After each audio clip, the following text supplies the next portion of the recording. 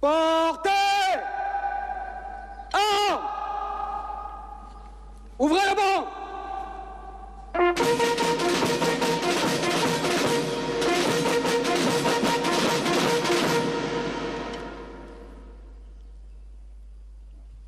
Monsieur le ministre des Forces armées, Mesdames, Messieurs les ministres, Mesdames, Messieurs les membres du corps diplomatique, Monsieur le gouverneur de la région de Dakar, Monsieur le général de corps d'armée, grand chancelier de l'Ordre national du Lion, Monsieur le général de corps d'armée, chef d'état-major général des armées, Monsieur le général de division, haut commandant de la gendarmerie et directeur de la justice militaire, Mesdames, Messieurs les officiers généraux, chers grands anciens, officiers, sous-officiers et militaires du rang, personnel civil des forces armées, chères familles de parrains, distingués invités.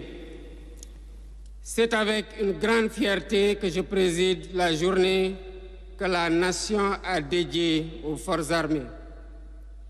Elle m'offre l'occasion d'un contact direct avec des femmes et des hommes d'exception, dont le Sénégal est fier du service rendu sous le sceau immuable de l'engagement républicain.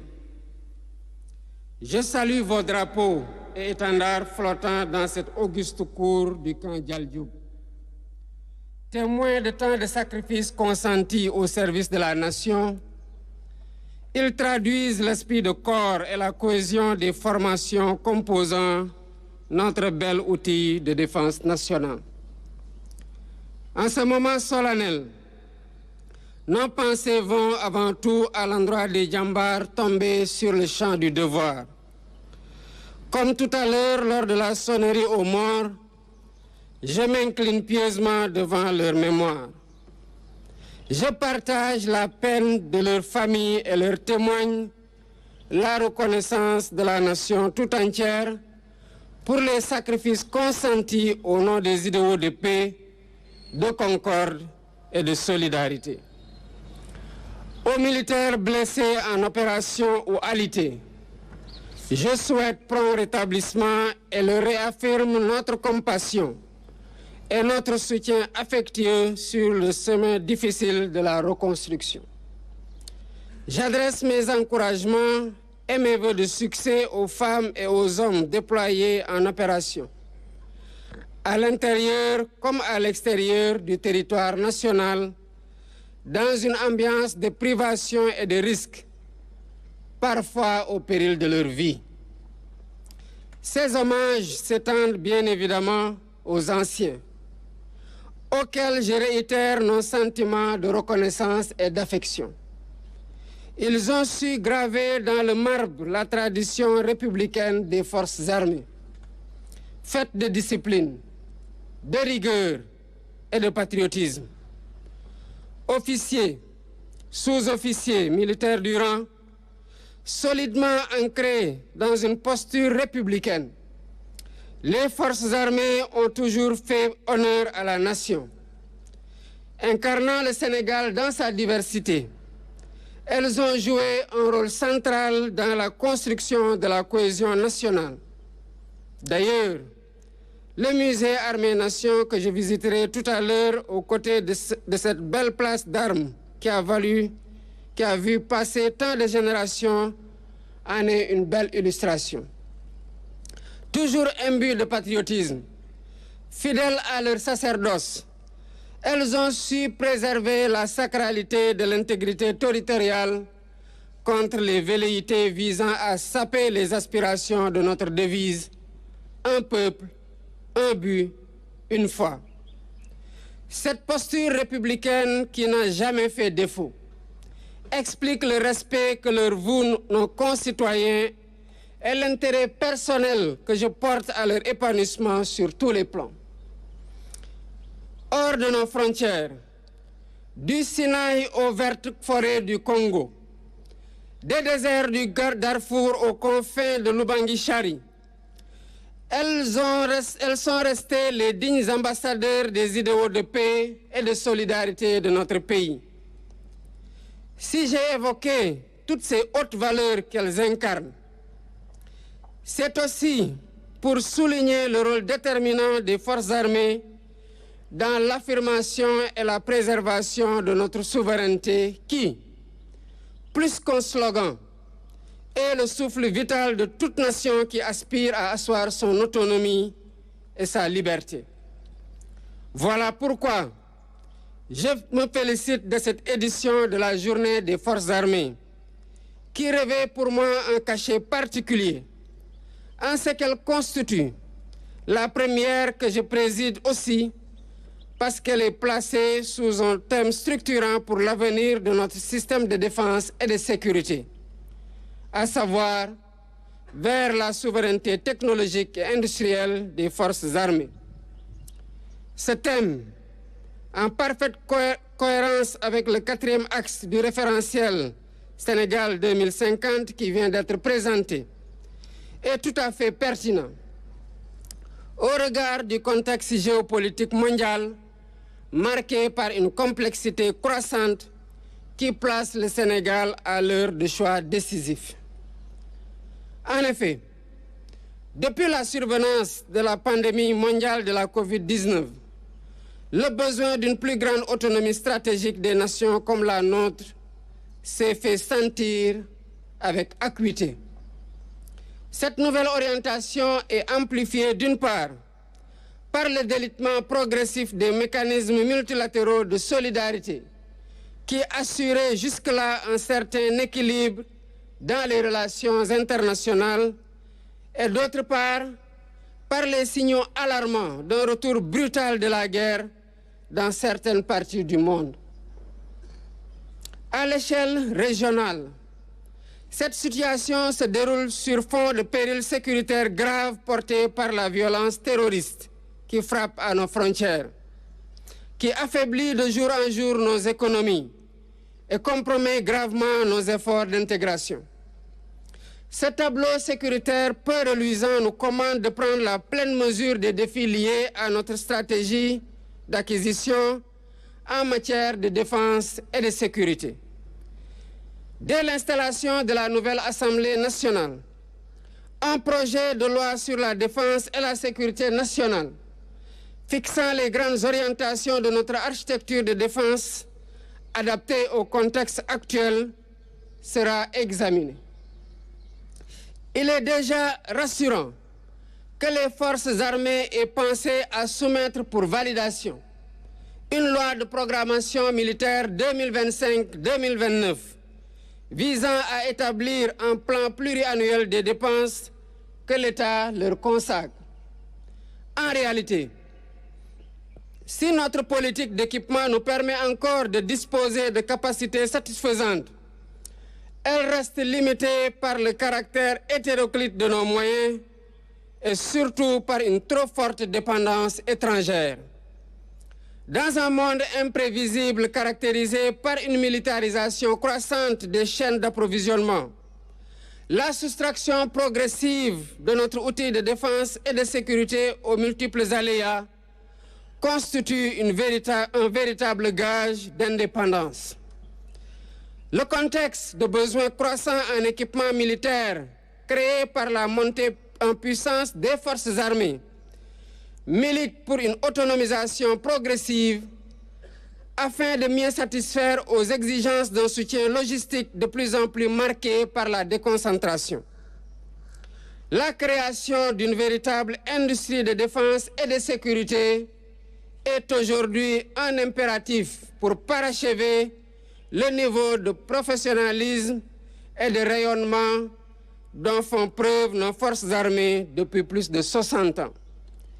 Il nous faut donc changer de paradigme pour asseoir nos politiques sur des fondements solides et durables à même de nous assurer autonomie et résilience. À cet effet, tout en restant ouvert aux opportunités extérieures, il nous faudra exploiter et mettre en exergue nos capacités endogènes.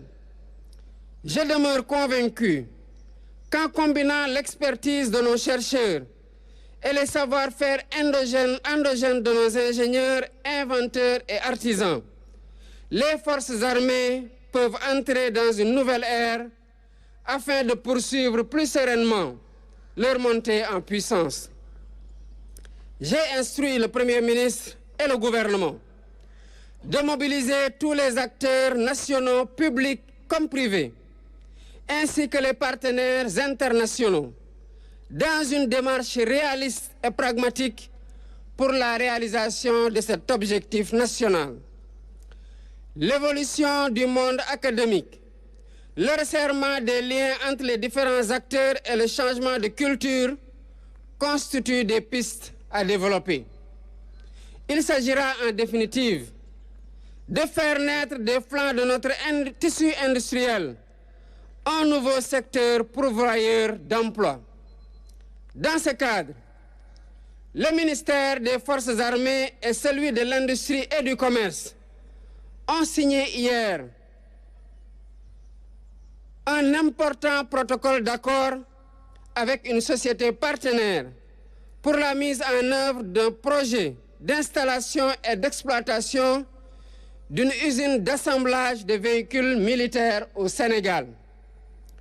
Je suis heureuse également d'annoncer que lors des prochaines journées des forces armées, un prix spécial du président de la République sera attribué à la meilleure innovation technologique et industrielle à vocation militaire et paramilitaire.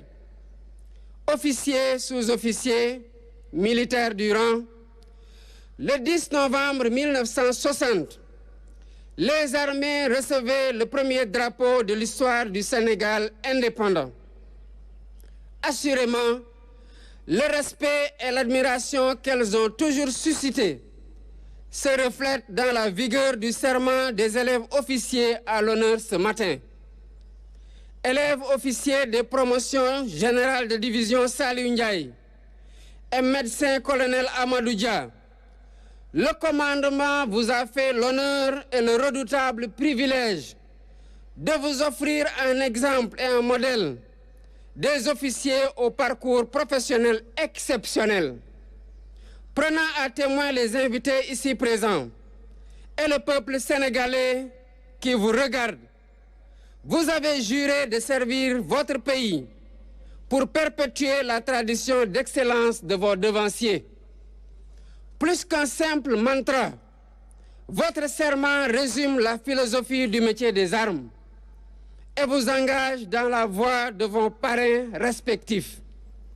Feu le général de division Saliou Ndiaye, parachutiste émérite, était un officier d'élite dédié à l'action et proche de ses subordonnés. Très dynamique, il incarnait la plénitude de l'officier d'infanterie. Quant à Feu, le médecin-colonel Amadou Dia, il était un praticien dévoué, ayant entièrement consacré ses brillantes compétences au système de santé des armées et du Sénégal. Militaires dans l'âme, ces deux officiers ont su être des modèles pour les plus jeunes. Je vous engage donc à suivre l'auréole de vos parrains en incarnant toutes ces hautes valeurs qu'on leur connaît et qui s'attachent à leur carrière que vous avez délibérément choisie, qui est faite de grandeur, mais aussi de servitude.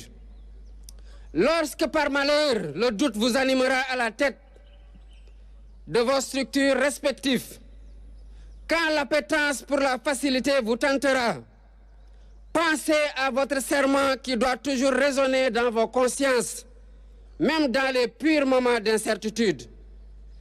Cette cérémonie solennelle constitue pour moi une occasion privilégiée de réitérer conformément à mon serment et à ma qualité de chef suprême des armées, ma ferme volonté d'assurer en tout temps et en tout lieu le rayonnement de nos forces armées. C'est aussi le lieu de renouveler mon engagement personnel à poursuivre et à intensifier les efforts de modernisation en cours des forces armées afin de leur donner les moyens nécessaires à l'accomplissement de leur noble mission pour que notre pays continue sa marche prometteuse vers plus de souveraineté, plus de justice, plus de prospérité. Officiers, sous-officiers, militaires du rang, vous constituez ces citoyens que la nation a sélectionnés pour porter ses armes et assurer sa défense. C'est un honneur, mais également une lourde charge. Je vous réitère ma fierté et je demeure convaincu que rien, absolument rien, ne pourra éroder votre sens élevé du devoir et votre attachement ferme à votre puissante et belle devise choisissant la mort plutôt que le déshonneur. Enfin, je nourris l'espoir que ces jeunes élèves officiers qui viennent de prêter serment devant la nation pourront être les heureux témoins devant leurs cadets de la réalisation de notre ambition pour le Sénégal de 2050. On nous tue, on ne nous déshonore pas. Je vous remercie de votre attention.